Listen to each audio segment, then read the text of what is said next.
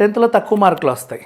వీడు ఇలాగే ఉంటే జీవితం అంతా పాడవద్దని ఇంటర్లో హాస్టల్లో వేస్తారు చదివిపించడానికి. నెంబర్ 1.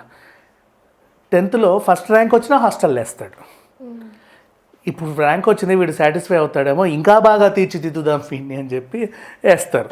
అంటే నువ్వు చదివినా చదవకపోయినా ఇంటర్లో హాస్టల్లో ఎందుకు వేస్తారంటే అప్పటికే నువ్వు బైకులు, ఫోన్లు, టీవీలు, ఓటీటీలకు అలవాటు పడిపోయి ఉన్నావు కాబట్టి ఓ 4 ఏళ్ళు 5 ఏళ్ళు చదువు మీద ఉంటే తర్వాత ఫ్యూచర్ బాగుంటుందని వాళ్ళ ఆశ. పేరెంట్స్ కూడా ఏం చేస్తారు, నీ పర్మిషన్ లేకుండా అప్పో సప్పో చేసి 5 లక్షలు 10 లక్షలు తెచ్చి కాలేజీలో కట్టి నేను పో అంటారు. నీకేమో కదా నచ్చి చావదు, నేను పోను అంటావు. పట్టుకొని అంత పోను అంటే అర్థం చేసుకోరు. ఎందుకు పోవు, అన్ని లక్షలు కట్టి ఫీజులు కడితే ఎందుకు పోవు, పో పో అంటారు వీళ్ళు.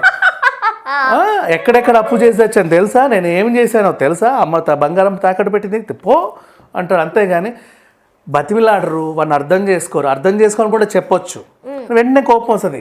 మళ్ళీ ఎవరన్నా ఎందుకంటే పిల్లోని కొడుతున్నారంటే ఎందుకు కొట్టాలా చంపాలా వీడిని, అన్నీ ఫీజులు పెట్టేసి మేము ఎంత కష్టపడ్డామో మీకు తెలుసు, వాడికి ఏం తెలుసు, వాడికి ఇష్టం లేదు అక్కడ ఉండడం. అర్థం చేసుకొని లేదు నీకు అర్థం కావట్లేదు నీ పిల్లోడు అంటే వాడికి అర్థమయ్యే వాళ్ళు ఉంటారు మీ ఫ్యామిలీలో, నీ ఫ్రెండ్సో అత్తలో మావలో, వాళ్ళ చేత చెప్పి అట్లా కాదు నాన్న ఇట్లా కొన్ని రోజులు అక్కడ ఉండు, ఏం పర్లేదు, వారానికి ఒకసారి మేము వస్తాం చూస్తాం, నీకేం ప్రాబ్లం ఉండదు.